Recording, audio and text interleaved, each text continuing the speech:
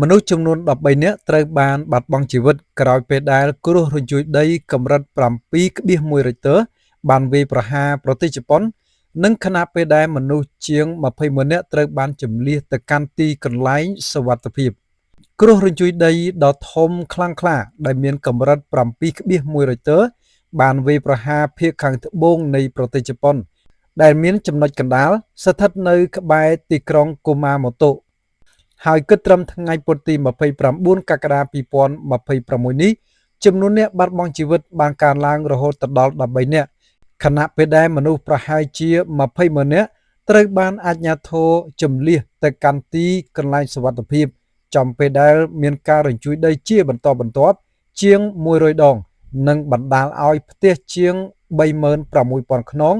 ត្រូវបានដាច់ចរន្តអគ្គិសនីស្របពេលដែលសីតុណ្ហភាពបានកើនឡើងកម្ដៅរហូតដល់34អង្សាសេផងដែរការយកចិត្តទុកដាក់ជាអាទិភាពផ្ដោតលើការបាក់រលំមួយផ្នែកនិងការផ្ទុះហ្គាសនៅផ្សារទំនើប Aeon Mall កូម៉ាម៉ូតូដែលជាផ្សារទំនើបដ៏ធំបំផុតក្នុងខេត្តដោយក្រុមសង្គ្រោះបានទាញមនុស្សចំនួន8នាក់ពីគំនរបាក់បែកនៃអគារក៏ប៉ុន្តែចំនួន3នាក់ត្រូវបានបាត់បង់ជីវិតនិងចំនួន4នាក់ផ្សេងទៀតក៏ត្រូវបានបាត់ខ្លួននៅឡើយក្រៅពីនេះគ្រោះមហន្តរាយនេះផងដែរក៏បានធ្វើឲ្យបំពង់ផ្សែងរោងចក្រ Nippon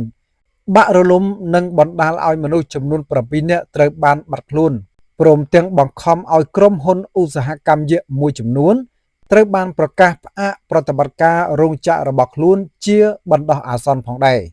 ដើម្បីឆ្លើយតបនឹងស្ថានភាពអាសន្នមួយនេះនាយករដ្ឋមន្ត្រីនៃប្រទេសជប៉ុនគឺលោកស្រីសាណាអ៊ី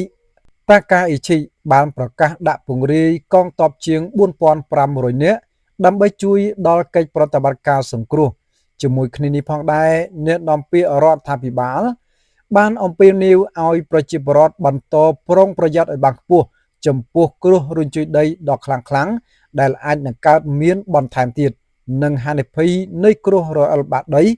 ក្នុងរយៈពេលមួយសប្តាហ៍ខាងមុខបន្តទៀតខណៈពេលដែលសំណង់ប្រវត្តិសាស្ត្រសំខាន់មានដូចជាប្រាសាទកូម៉ាម៉ូតូក៏រងនឹងការខូចខាតផងដែរ